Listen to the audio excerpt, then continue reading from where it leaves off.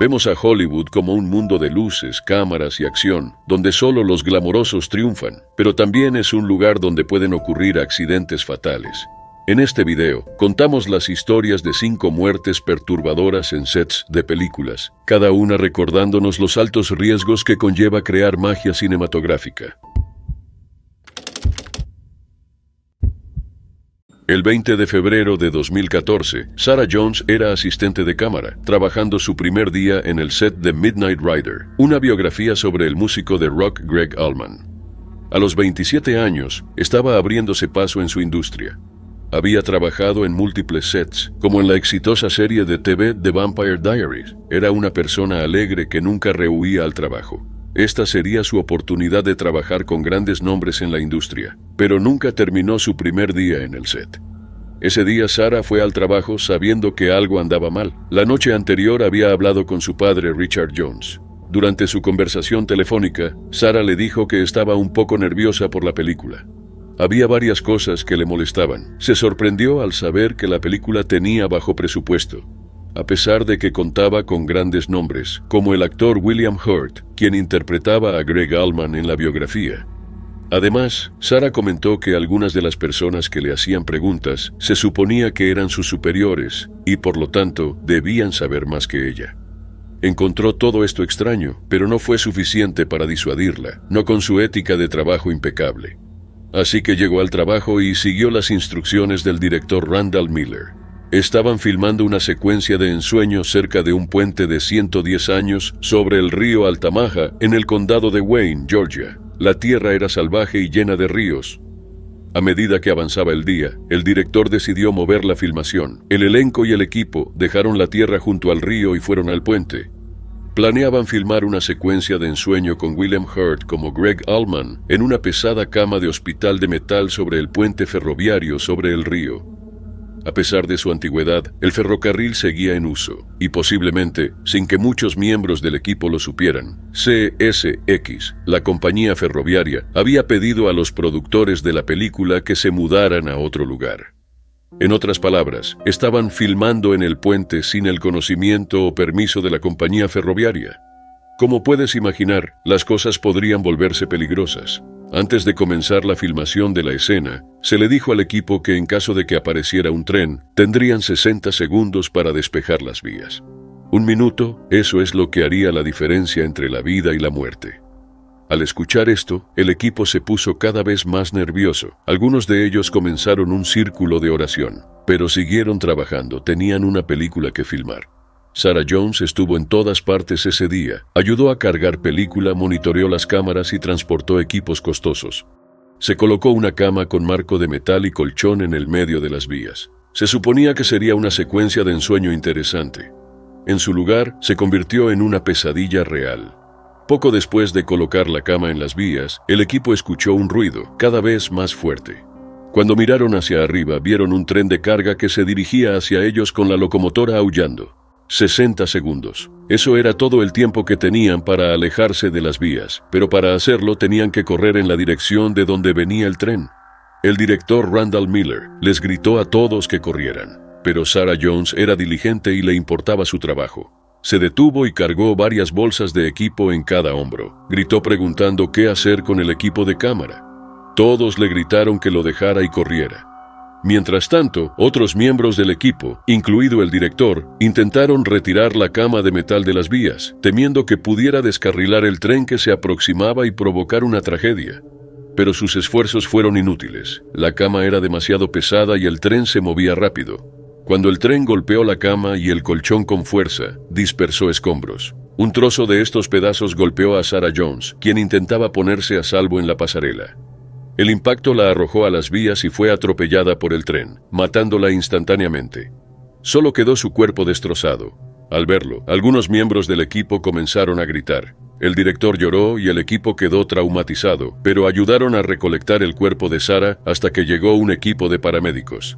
Varios miembros del equipo también resultaron heridos y necesitaron atención médica seria. El director Randall Miller cumplió 2 años en prisión antes de entrar en libertad condicional por su participación en el accidente. El productor ejecutivo de la película, Jay Sedrich, fue inicialmente condenado a 10 años de prisión, pero su sentencia se limitó a libertad condicional sin tiempo en la cárcel. La película Midnight Rider nunca se terminó ni se estrenó. Casi 1000 personas asistieron al funeral de Sarah Jones. Su trágica muerte dio lugar a Safety for Sarah, una campaña para aumentar la seguridad en la producción cinematográfica. Era el 21 de octubre de 2021. Halyna Hutchins, directora de fotografía de 42 años, trabajaba en el set de Rust, un western dirigido por Joel Souza y protagonizado por Alec Baldwin, quien también era uno de los productores del film. Halyna era una talentosa directora de fotografía, cuyo ojo y estilo visual le permitieron trabajar en varios sets. Se la consideraba capaz de manejar cualquier presión, posiblemente debido a su infancia. Era ucraniana y creció en una base militar soviética en el Ártico, donde su padre servía en el ejército soviético. Fue en la base militar donde se interesó por el cine. Estudió en la Universidad Nacional de Kiev y luego se convirtió en periodista trabajando en documentales. Su carrera en Hollywood comenzó después de conocer a su esposo durante un viaje a Estados Unidos en 2005. Halyna decidió mudarse a ese país y el resto es historia. En 2021, la pareja tenía un hijo de 9 años. Ese jueves 21 de octubre de 2021, Halyna estaba en el set de Rust, cerca de La Ciénega, Nuevo México. Iban a filmar una escena de tiroteo dentro de una iglesia, lo que podría ser complicado. Por eso Alec Baldwin, la estrella de la escena, decidió ensayar antes de la filmación. Halyna lo asistió mientras practicaba una técnica de desenfundado. El primer asistente de dirección, David Halls, le entregó a Baldwin el arma que usaría en la escena, un revólver Colt 45 Pieta. Al hacerlo, David Halls proclamó arma fría, una expresión estándar que indica que el arma no tiene balas reales. No había razón para pensar lo contrario. En el set también estaba la armera, una mujer llamada Hannah Gutierrez Reed, quien manejaba las armas y aseguraba que todo estuviera en orden y seguro. A pesar de esto, hubo al menos 2 incidentes con las armas antes, y algunos del equipo no se sentían completamente cómodos.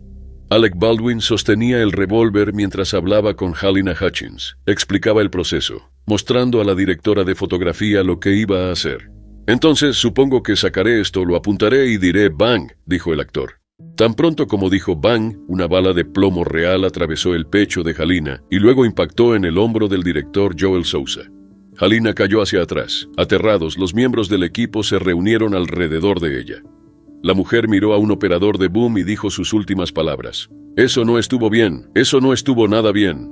Alec Baldwin gritó en shock. Halyna Hutchins fue llevada al hospital, pero fue declarada muerta horas después. ¿Cómo pudo suceder algo así? ¿Y quién era el responsable? El mundo del cine exigía respuestas. Casi un mes después del incidente, el 17 de noviembre, la supervisora de guión del filme presentó una demanda civil acusando a Baldwin de jugar a la ruleta rusa al apuntar con un revólver Colt 45 a Hutchins. El 2 de diciembre, el actor habló públicamente en una entrevista, diciendo que no tenía idea de cómo una bala real llegó al set. La condición de Baldwin como productor del film hizo que algunas personas lo consideraran parcialmente responsable por la falta de seguridad en el set. La familia de Halyna presentó una demanda por homicidio culposo en febrero de 2022. Según la demanda, Halyna murió por el comportamiento imprudente y la reducción de costos de Baldwin y otros. La familia anunció que habían llegado a un acuerdo el 5 de octubre de 2022. En noviembre, Baldwin demandó a la armera del filme, Hannah Gutierrez Reed, así como a varios otros miembros del equipo por negligencia. El actor fue formalmente acusado de homicidio involuntario en enero de 2023, junto con la armera del film. Se declaró no culpable, y los cargos en su contra fueron desestimados en la primavera de 2023, solo para ser acusado de nuevo en enero de 2024. Se declaró nuevamente no culpable. La armera del filme, Hannah Gutierrez Reed, fue hallada culpable de homicidio involuntario y sentenciada a 18 meses de prisión en marzo de 2024. Alec Baldwin tiene programado su juicio para el 9 de julio de 2024. Era el 23 de julio de 1982. La luna estaba baja sobre Indian Dunes, proyectando un resplandor sobre el paisaje de Valencia, California. Favorito de los cineastas en los años 80, el lugar había visto su buena dosis de acción. desde las aventuras de MacGyver hasta el drama de China Beach. Pero esa noche era el set de Twilight Zone, The Movie, el que transformaba el tranquilo rancho en una escena de tragedia indescriptible. Era tarde en la noche, pero el set estaba lleno de miembros del equipo. John Landis, de 31 años, quien había dirigido Animal House y Un hombre lobo americano en Londres, dirigía su película con su puño de hierro habitual. No era de extrañar que todos estuvieran en el set. La escena nocturna requería que el actor Vic Morrow llevara a dos niños pequeños, Micah Dean Lee, de 7 años, y René Shinji Chen, de 6, fuera de una aldea devastada por la guerra y a través de un río poco profundo. A los 53 años, Vic Morrow ya era un actor experimentado con un impresionante portafolio de películas. Pero los niños no eran actores, ni siquiera se suponía que estuvieran en el set. Landis, el director de la película, violaba las leyes laborales infantiles de California al tener a Micah y Ren allí sin los permisos requeridos, filmando a una hora tan tardía. Esta también era la razón por la cual ambos niños estaban siendo pagados por debajo de la mesa. La escena iba a ser violenta. El guión exigía intensidad, con explosiones y un helicóptero flotante añadiendo al caos. Vic Morrow interpretaba a Bill Connor, un hombre que es transportado en el tiempo a la guerra de Vietnam, donde se convierte en un vietnamita desesperado por proteger a dos niños de los soldados americanos. El helicóptero, pilotado por el veterano de Vietnam Dorsey Wingo, era un elemento clave para crear la sensación de peligro y urgencia. Iban a haber grandes explosiones, a pesar de que los padres de los niños no estaban al tanto de este pequeño detalle. A unos 7 metros del suelo, el helicóptero se movía a su posición. Morrow, acunando a los niños, debía avanzar heroicamente por el río. La aldea ficticia detrás de los actores estalló en llamas controladas, y Morrow comenzó a vadear el río, llevando a los dos niños pequeños en sus brazos. Se suponía que iba a ser un momento de brillantez cinematográfica, pero en cambio se convirtió en una pesadilla. Mientras Wingo maniobraba el helicóptero, un gran efecto de mortero detonó abajo, enviando escombros y una tapa de metal hacia el rotor de cola. El rotor, crucial para estabilizar la aeronave, se hizo añicos al impactar. El piloto estaba aterrorizado, pero era nuevo en el negocio y no quería interrumpir la filmación. Apenas se movió mientras el helicóptero comenzaba a girar sin control. Vic Morrow supuestamente creía que iba a morir en un accidente de helicóptero. Abajo, el actor acababa de soltar a René. Micah aún estaba en sus brazos cuando el helicóptero fuera de control se precipitó hacia ellos. Las palas del rotor principal golpearon a Morrow y a Micah, cortándolos. René fue aplastada por el patín derecho del helicóptero. En un instante, todas las vidas se extinguieron. El caos y el ruido del set fueron reemplazados por un silencio inquietante, mientras la realidad de lo sucedido se asentaba sobre el atónito equipo. Entonces la madre de René comenzó a gritar, rompiendo el horrible hechizo. El piloto sobrevivió milagrosamente. Las fuerzas del orden llegaron al lugar justo antes del amanecer. El desenlace fue un torbellino de investigaciones y tribunales. En el juicio, se reveló que el piloto, al ver las explosiones, intentó desviarse, solo para perder el control por completo. El gerente de producción, Dan Allingham, había sentido el peligro y pidió un descanso. Pero el director John Landis insistió en que el helicóptero descendiera más y más.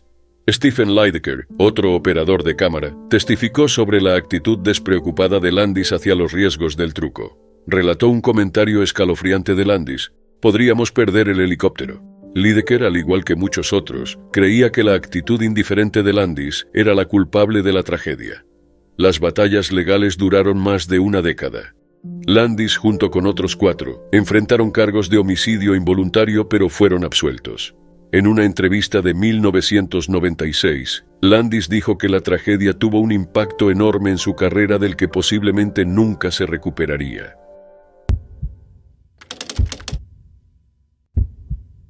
El 30 de marzo de 1993, Brandon Lee estaba filmando una de sus últimas escenas como Eric Draven, el personaje principal de The Crow. Con 28 años, Brandon era una estrella en ascenso y heredero de un gran legado. Era el hijo del legendario actor Bruce Lee. Había heredado no solo la destreza en artes marciales de su padre, sino también su presencia en pantalla. The Crow, un oscuro thriller sobrenatural, debía ser su papel de consagración, la película que lo lanzaría al estrellato. Pero el destino tenía un plan diferente y trágico. Esa noche, Brandon se preparaba para filmar una escena en la que su personaje, Eric Draven, es brutalmente asesinado por una pandilla de matones. La escena era intensa, exigente y llena de emoción. La noche anterior, mientras hablaba por teléfono con su madre, Brandon le dijo que estaba feliz de filmar su última escena que involucraba armas. Estaba listo para algo nuevo y esperaba con ansias su próximo proyecto. Mientras las cámaras rodaban ese martes 30 de marzo de 1993, el personaje de Brandon, Eric Draven, entraba en su apartamento para encontrar a su prometida siendo asaltada. Un matón interpretado por Michael Massee apuntó con un revólver Smith & Wesson modelo 629.44 Magnum a Brandon y apretó el gatillo, tal como debía ir la escena. El arma había sido cargada con cartuchos de fogueo, cartuchos reales con el polvo removido, dejando el fulminante intacto. Estaban diseñados para parecer reales en cámara sin representar un peligro, pero el equipo había pasado por alto un paso crítico: remover el fulminante. Durante una escena anterior, uno de estos cartuchos fue disparado, y aunque no tenía carga de pólvora, la energía del fulminante fue suficiente para alojar la bala parcialmente en el cañón, creando una carga peligrosa. Para la escena fatal, los cartuchos de fogueo fueron reemplazados por salvas, que están diseñadas para producir el sonido y el destello de un disparo sin proyectil. Pero la bala alojada seguía en el cañón, inadvertida por el equipo. Para cuando el equipo comenzó a filmar, el armero de la película ya se había ido, pensando que todo estaba en orden, pero no era así. Cuando Massee disparó la salva, la fuerza propulsó la bala alojada hacia adelante, golpeando a Brandon en el abdomen con casi la misma fuerza que una bala real. La bala atravesó a Brandon. No hubo sangre visible cuando cayó. De hecho, cuando el director gritó "corte" y Brandon permaneció en el suelo, todos asumieron que estaba haciendo una broma. Era conocido por su sentido del humor, así que una broma no era descabellada, pero permaneció en el suelo, inmóvil. Jeff Imada, un compañero actor y amigo, corrió a revisarlo y rápidamente se dio cuenta de que algo estaba terriblemente mal. Brandon Lee estaba inconsciente y luchando por respirar. Llamaron a un médico.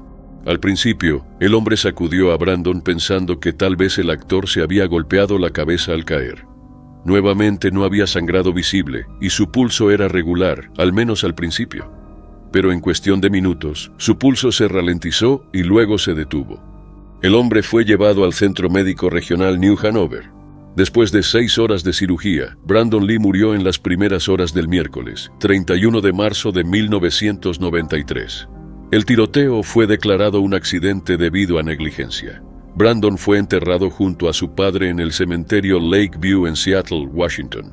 A raíz de la tragedia, su madre, Linda Lee Cadwell, presentó una demanda contra los cineastas, alegando negligencia. La demanda se resolvió fuera de los tribunales. The Crow finalmente se estrenó y ahora se considera un clásico de culto, con una devota base de fanáticos. El 24 de septiembre de 2007, Conway Wycliffe, un técnico de efectos especiales nacido en Nueva Zelanda, trabajaba en el set de The Dark Knight de Christopher Nolan. Conway, de 41 años, tenía una carrera impresionante, habiendo trabajado en éxitos de gran presupuesto como Batman Begins, Children of Men y Casino Royale. Su pasión por su oficio lo había llevado por todo el mundo para trabajar en algunos de los mayores éxitos cinematográficos de su tiempo, y ahora se encontraba en Chertsey, Surrey, listo para contribuir a lo que se convertiría en una de las películas más populares de finales de los años 2000. Ese día, Conway estaba asomado por la ventana de un Nissan 4WD, mirando hacia atrás para capturar la toma perfecta del coche de acrobacia. El vehículo en el que se encontraba era conducido por un hombre llamado Bruce Monroe Armstrong. El plan era simple: filmar el Batmóvil mientras se desplazaba paralelo a su propio vehículo, capturando la intensidad y epicidad del momento. A medida que se acercaban a una curva, la situación tomó un giro trágico. El Nissan se desvió ligeramente, golpeando un banco antes de chocar contra un árbol. El impacto fue a una velocidad de unos 30 km por hora, lo suficientemente severo como para causar daños catastróficos. Conway no tenía el cinturón de seguridad puesto. Su cabeza estaba colgando por la ventana abierta en el momento del impacto. Como resultado, quedó aplastada entre el árbol y el coche. Sus heridas fueron fatales. El compañero de equipo Ian Mitchell observó horrorizado cómo el 4WD no logró girar hacia el camino de servicio y en su lugar se adentró en el césped, golpeando finalmente el árbol. Se apresuró a encontrar a Conway en un estado crítico y se hicieron llamados inmediatos a un médico, resonando por todo el set. A pesar de sus esfuerzos, fue declarado muerto en el lugar. Christopher Corbould, el supervisor de efectos especiales, enfrentó escrutinio por el incidente, pero un tribunal finalmente dictó que la muerte de Conway fue un accidente. En memoria de Conway Wycliffe, los créditos finales de The Dark Knight dicen: en memoria de nuestros amigos Heath Ledger y Conway Wycliffe, un recordatorio conmovedor de la frágil línea entre la vida y el arte.